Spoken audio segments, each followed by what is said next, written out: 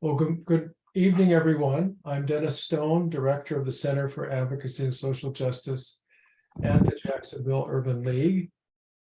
Tonight, we have Richard Danford, our president, as our speaker. He will share some experiences in his life. And if I might, I'd like to give a short introduction.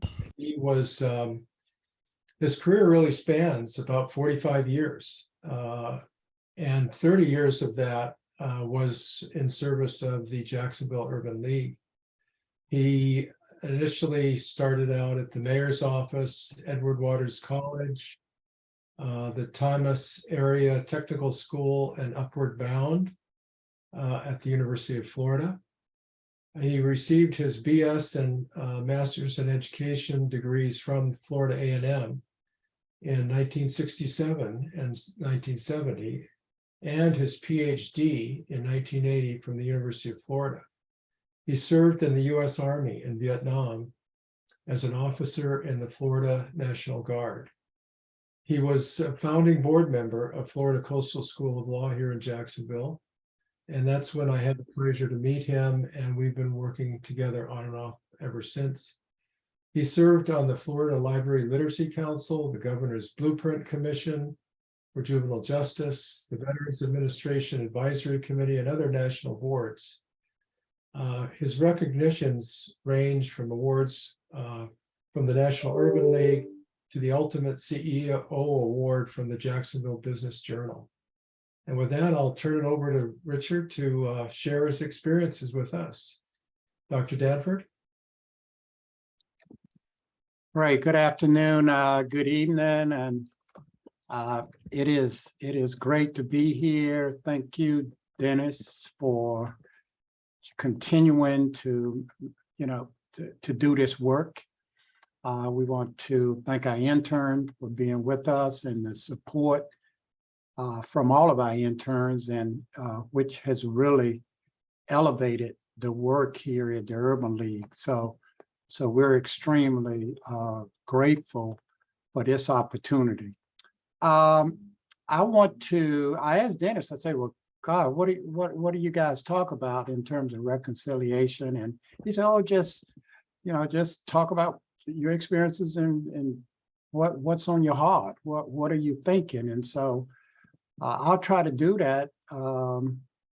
It has certainly been an emotional ride for me. It's when I say emotional, I've had just some unbelievable opportunities, and I've had some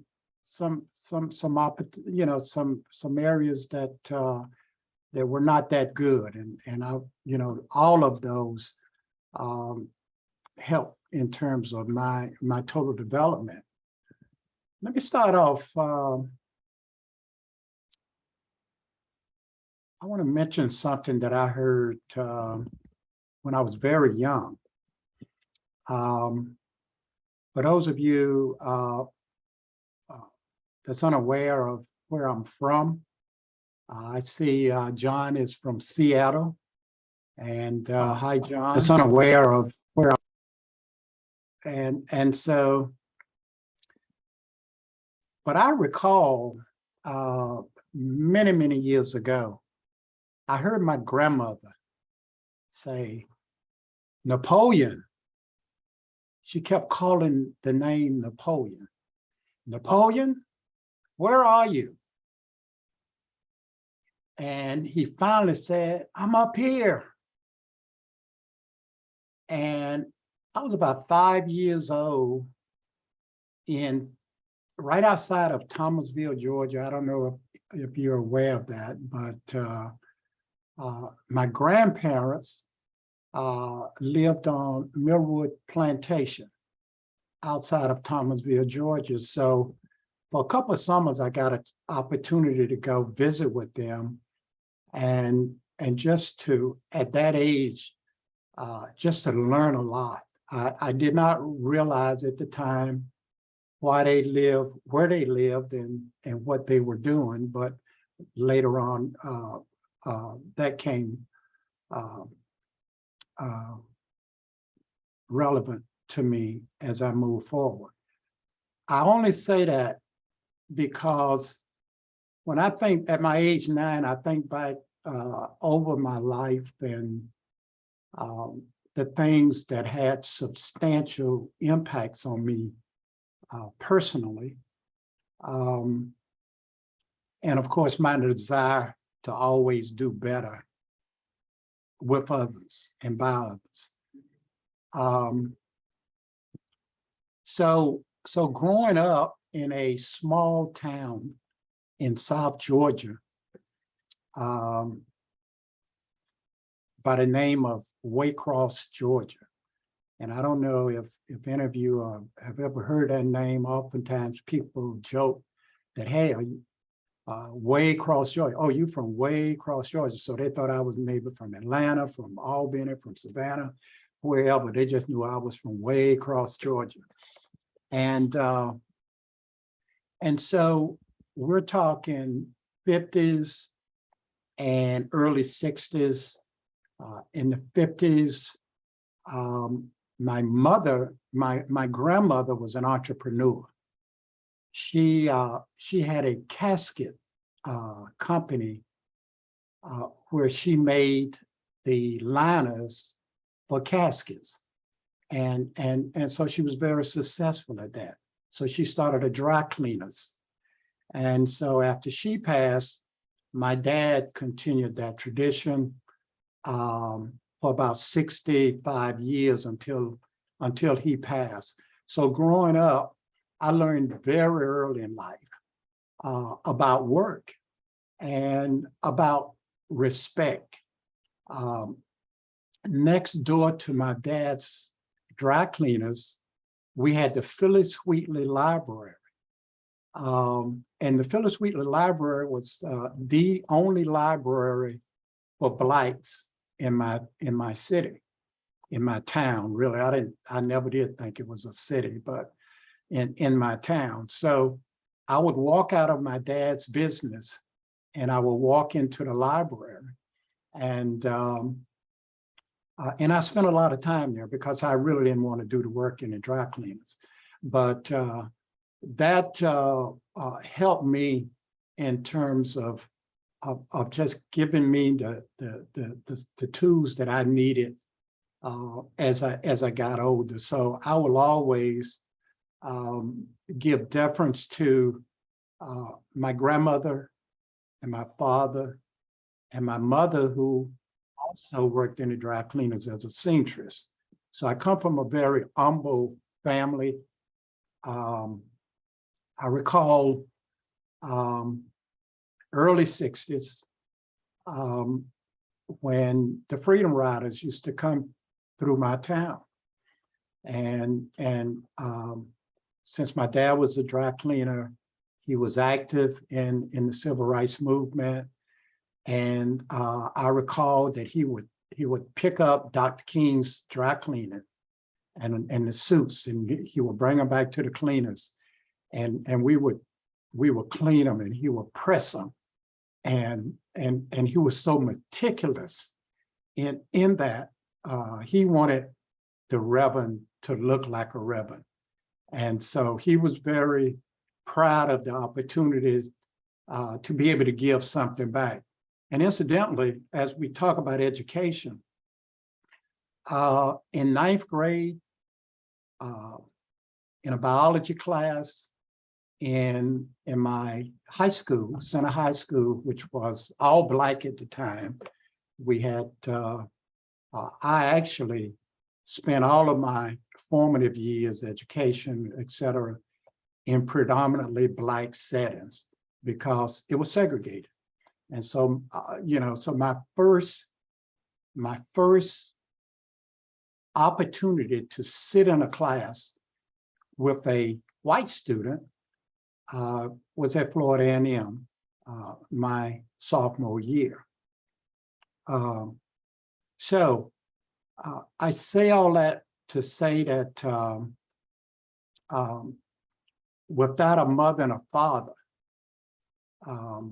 and in my case, a grandparent, and significant others that helped me along the way, as well as my 5 siblings, to a point. As my dad preached, I mentioned that in this biology class, we were trying to dissect frogs, and we had the frogs, but we couldn't. The microscope did not work. Obviously, all of our books had other names on them, and pages were torn out. And I came home one day and I said, Dad, I said, we're trying to do this work, and the microscopes doesn't work. He said, well, how in the heck can you do anything if it doesn't work? So that led to him taking off from work. He worked in Jessup, Georgia, at Rainier Paper Company, which was 50 miles from Waycross. So he had to commute 50 miles one way in order to go to work. He would come home from work, go to the dry cleaners, do that work. And so, so I just grew up in a family that worked all of the time. I recall there was a lynching in my hometown. And at an early age, I just did not realize what someone could do and to receive that kind of punishment. I was very noble, and I asked my dad, I said, Dad, why did that happen to Mr.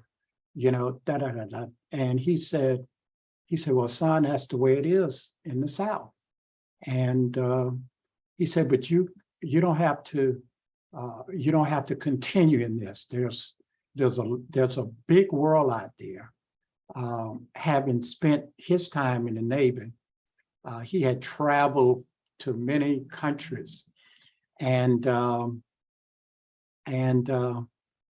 he told, I recall when my father came from the Navy after World War II, and then of course Korea, he couldn't get a VA loan because he was Black, even though he had served his country.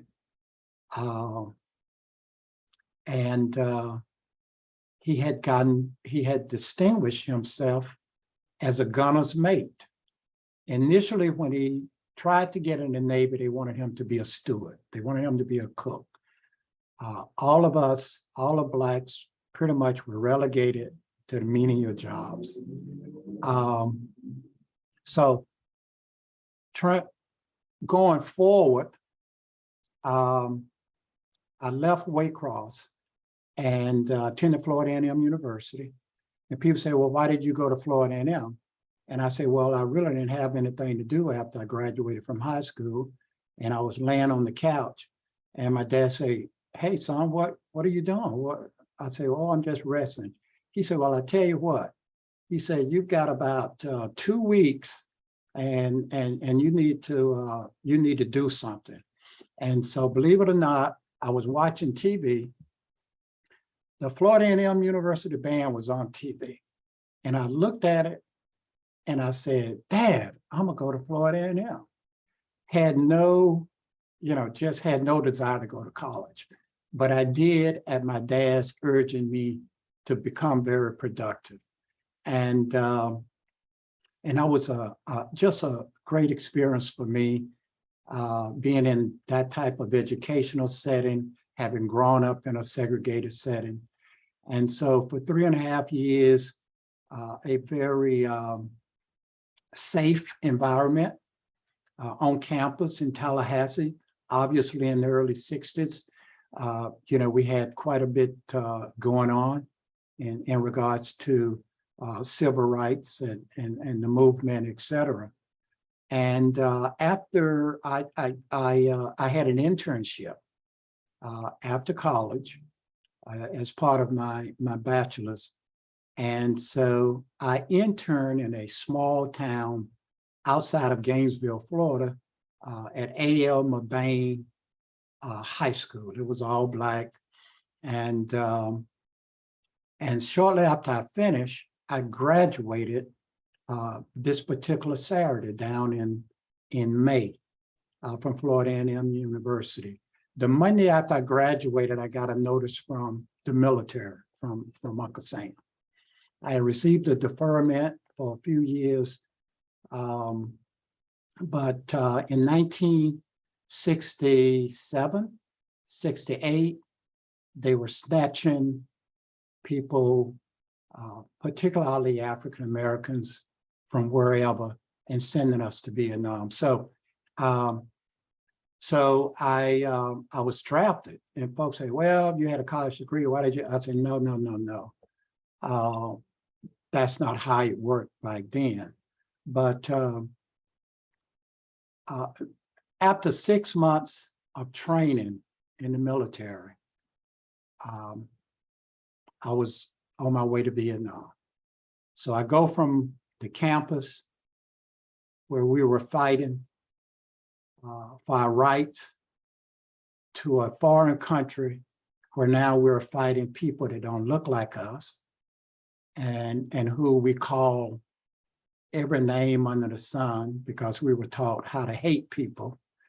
You have to hate your enemy in order to kill, in order to kill your enemy. So we had to do that. So I ended up in Vietnam on Christmas Day, 1967. And when we landed, when I landed in my unit, the unit was under fire. We were actually receiving rounds into the compound. And I was on this C-130 along with other soldiers. And it would take off, it would taxi, and it was the plane that could take off very fast, land fast, and stop. And so we took off from Saigon and flew up to Chulai. And on the way, going north, seemingly every 10 minutes, the plane would stop. Several guys would fall out the plane into their particular units. And eventually it got to my unit. I kept saying, why was I sitting in the front of the plane? I was sitting there because I was going further north than the ones behind me. So a year in Vietnam as a military policeman, which was a very difficult job in that I had, I don't know how many masters I had, but I had a job of trying to police the military, my fellow comrades. But on the other hand, we had comrades, and because of the racial strife that we were under, it was a very challenging job. People say, well, if you're in a combat situation, your brothers and et cetera, don't leave any soldier behind. But at that time in 1968, it was a very volatile place, not only because of the likelihood of getting shot, but also the likelihood of one of your fellow soldiers doing what bad people do and what bad people think about people who are a different color, people who are in somewhat of an authoritative position. And, so I'll say it was very, it was not a big deal to be called a nigger in Vietnam. And I say that that word because that word conjures up just so much negativity. So on April 4th, 1968, I'm in Vietnam, we're fighting, and our company commander called all the Black soldiers in to his tent to break the news that Dr. Martin Luther King had been assassinated. Before going into the tent, we were asked to stack our arms. In other words, we had to remove our M16s, our grenades, our 45s, our bayonets, our everything that we had. We had to remove that in the short time for the CEO to talk with us about what had happened in America. So, so here we are fighting for a country, fighting for America, fighting for love from America, but we never get love back. We never get it in return. And so, fortunately, I was able to come out of that situation, and which was a bad situation. And unfortunately, for me as others, the Veteran Administration was not that enamored with the problems that we had suffered in Vietnam. And so as a result, many of my comrades, particularly African Americans that were released from Vietnam and ended up back in the States, discharged with this stigma on you. We actually had a stigma, unlike today's military. We had a stigma that we were baby killers. We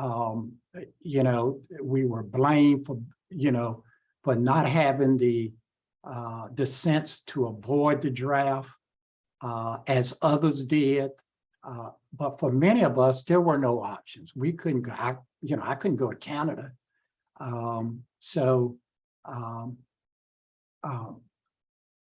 wanted to mention that because part of that experience is so much ingrained in my life, even at, I'm 77 years old now.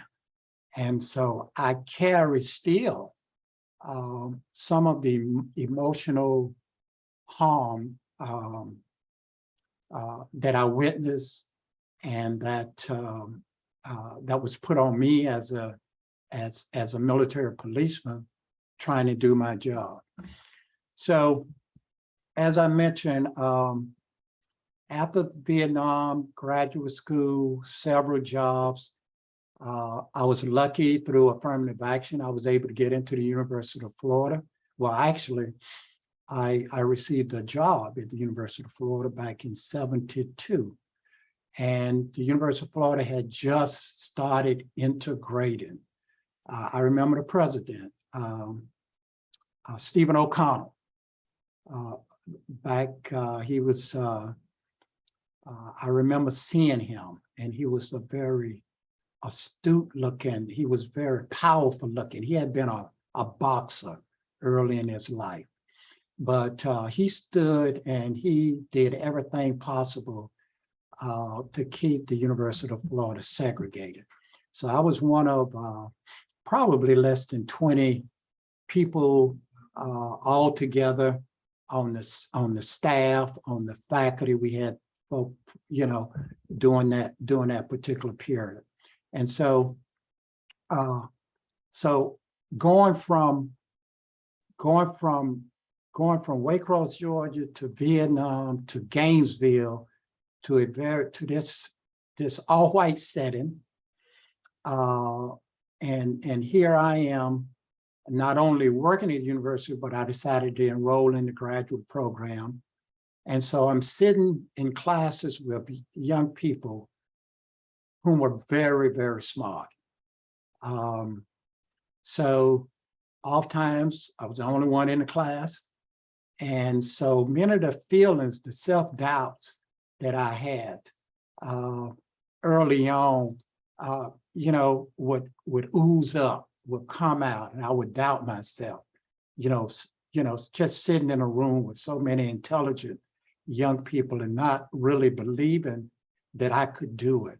But for the grace of God, I survived it, during a critical time, and with my first wife having lupus and eventually dying, from that. So that was another trauma invoking experience for me. Shortly thereafter, now this is all at the University of Florida, one of my best friends on the faculty, Cleve Counter, 4 children, African-American, very wonderful professor. He came home one night and his wife shot him, killed him with 4 children for whatever reason, jealousy, whatever. And I went to see him in the hospital the next day, and he had gotten shot in the stomach with the shotgun. So they had a large bandage over his stomach. Having been in Vietnam, I knew what wounds, what happened. And he squeezed my hand before, he expired. And, so I think about him all the time. And I think about certainly my wife. But, I said, with all of this, there's more that I can do. And so I started looking at how I could help my fellow Vietnam veterans. And so while at the, after I left the University of Florida, and I started working with the city as an equal opportunity officer, I also received an appointment with the Florida National Guard. So I was an officer captain in the Florida National Guard. I was a state equal opportunity officer. And my job was to go around to all of the different National Guard centers, to promote equal opportunity, to try to get the National Guard to be more open to minorities joining the National Guard. And the National Guard certainly then was a very conservative organization that's where the governors, I guess, was in charge of the National Guards. So whatever situations we have, whether it was a riot or whatever, the National Guard was called in. And, certainly up in Georgia, I recall a good friend of mine, Miss Galt, who was the first African-American to receive admission to the University of Georgia. Okay. And as a matter of fact, she's been here to Jacksonville, very good friend of the Urban League. So between the Florida National Guard as equal opportunity officer and the city's equal opportunity, I felt that I was in the midst of just doing whatever we could do around race relations, around opportunities for people to come together, just to dialogue. And fast forward to 92, when I was selected to become president here, I continued to work diligently in this community. And, I know for the last 30 years of being in this position and working with so many like-minded people who believed in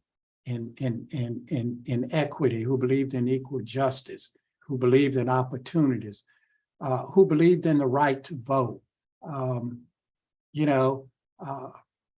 to believe in a woman having control of her own self, and so whether it was a task force on race relations, I can recall when we all had through the Aspen Institute, they had a race relations program, well-renowned. And so we had an opportunity here in Jacksonville to bring together every aspect of the community, from the mayor on down, judges, community leaders, professors, organizations.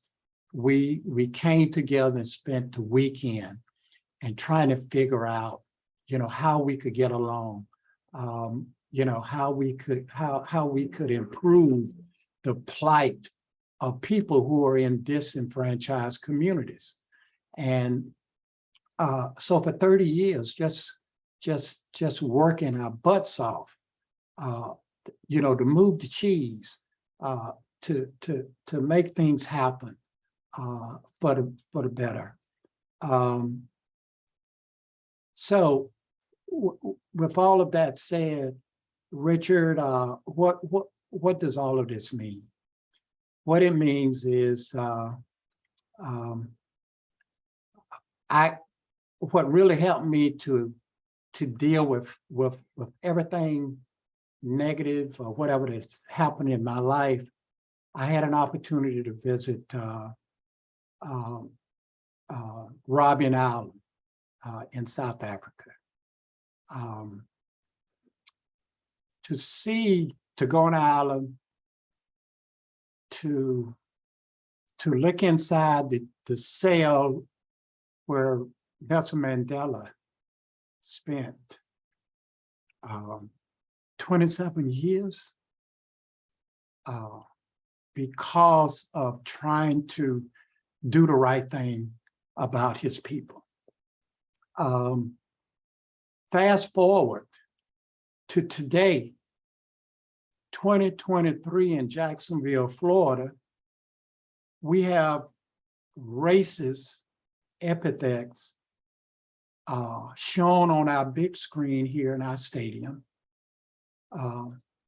anti-Semitic comments, and in a city where we worked so hard, to accomplish some meaningful work, just some meaningful dialogue, and to now see all of that work actually thrown out the window.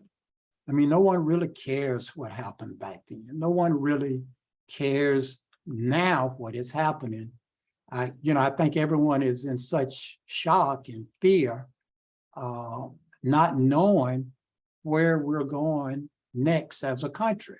So when we talk about reconciliation, how does that fit in now?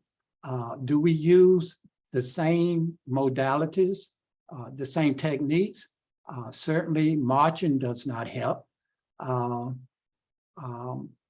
We at the Urban League, we have spent a lot of time looking at changing the system in government that limits citizens' opportunity to participate in the decision-making of our government.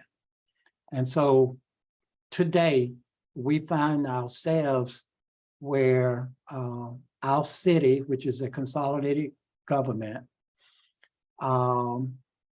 does not practice equal opportunity for all in our community.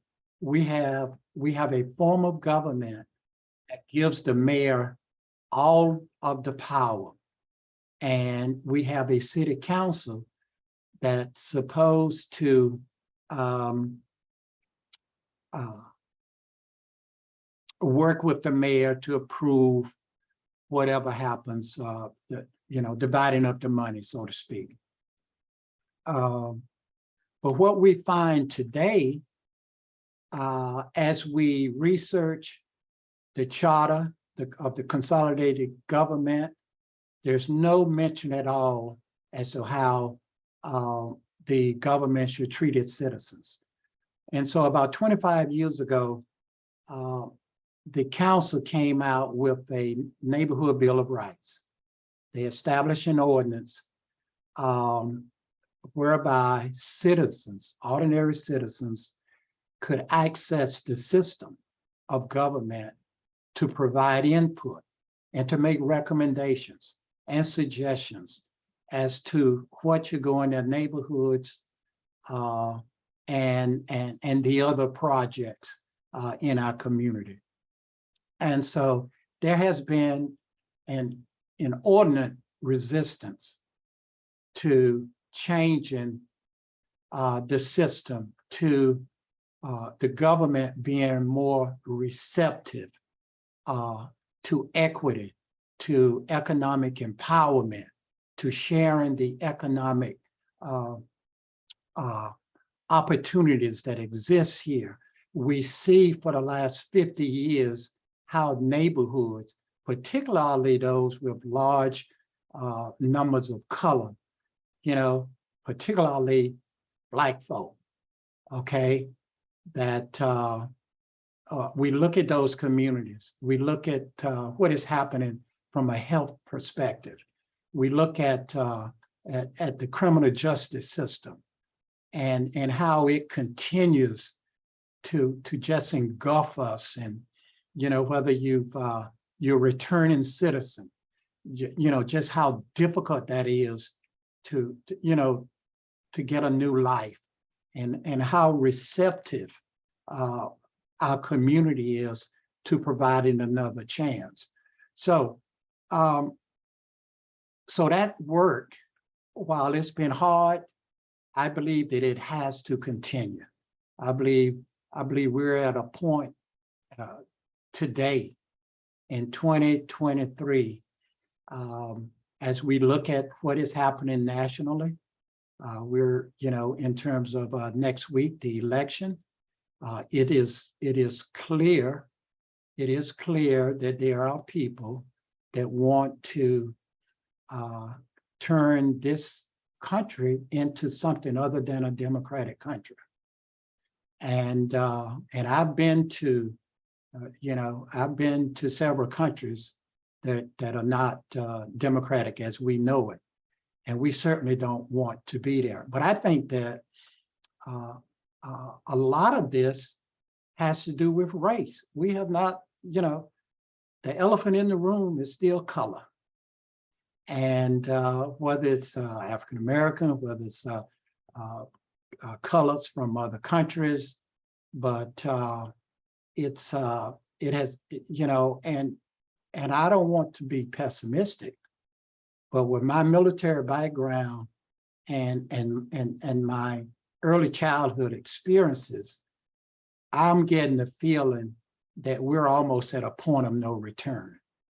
And so, you know, and so what happens next? We don't know what happened.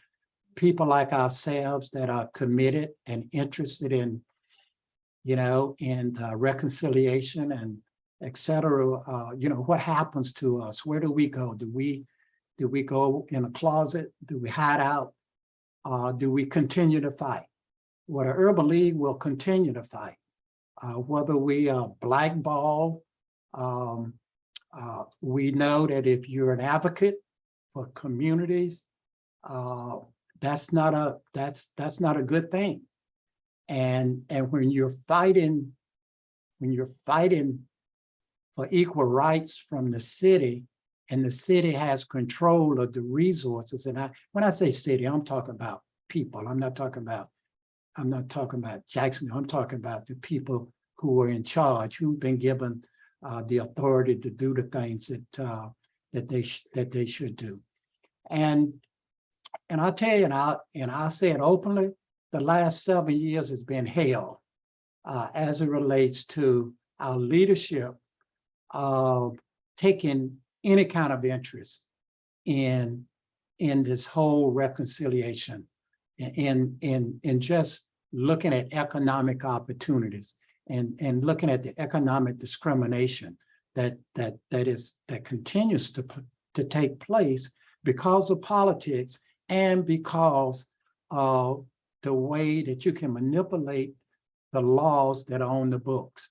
We have laws on the books, but as you may know, there are many ways. If you don't want to do it, if you don't want to do the right thing, you can skirt it. And so that's what we have basically in Jacksonville.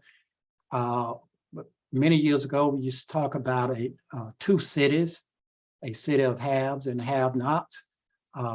2023, we have two cities, a city of have-nots and a city of unbelievable Well, just unbelievable opportunities now, growth in the community, the building of new schools, the whole infrastructure, and we don't really have the workforce in Jacksonville as it relates to the African-American population and others. So we have all this work, but we've been shunned and shut out for so long that now that we have the opportunities, we're not prepared for the opportunities, okay? Because of the struggle. And we're right now we're assisting small businesses, right now we're, what I've been talking about is more of an advocacy opportunity. I want to thank Dennis again. A couple of years ago, we created the Center for Advocacy and Social Justice. And so we pivoted somewhat from just a program service organization, delivering direct services to people in the community. We feel strongly, at least I do, that we've got to focus more on our advocacy. If we're going to have an opportunity to make improvements in our community for all people, we've got to roll up our sleeves again, because we're now starting a new phase of racial inequality, of hatred. It's just, we're just in some different times. So Dennis, I don't know what else I can say other than I want to stick around and answer any questions and compliment just this group for just taking the time, to deal with reconciliation. I mean, it's just powerful to know that there are people still in this country that are actually concerned about race relations, and are actually concerned that there is not a race war. Have we gotten so backwards, so elementary? It's almost like we're going back to the Stone Ages. How do we live in harmony? How do we share the bounty here in America? There's just such a wide gap, which is widening between the haves and the have-nots. And I'm not knocking someone with a lot of money, but just to suppress parts of your community such that others can receive all of the benefits is not right. And actually, when you talk about it, no one listens. And actually, no one really gives a shit. So we've got some difficult work going forward. And again, I commend you all for staying the course and supporting the Urban League. And I hope you support the work that we're doing and going forward. So thank you, Dennis, and thank all of you. Thank you, Richard. Make some comments. Yes. Really, thank you so much for sharing that. I'm going to shut off the recording so that people, again, we like to do that so that people don't feel intimidated by the recording. We appreciate your honesty and candor. But you have me recorded, right? We do, yes. And now it's going to shut off. You're going to send it over to the mayor's office, right? No.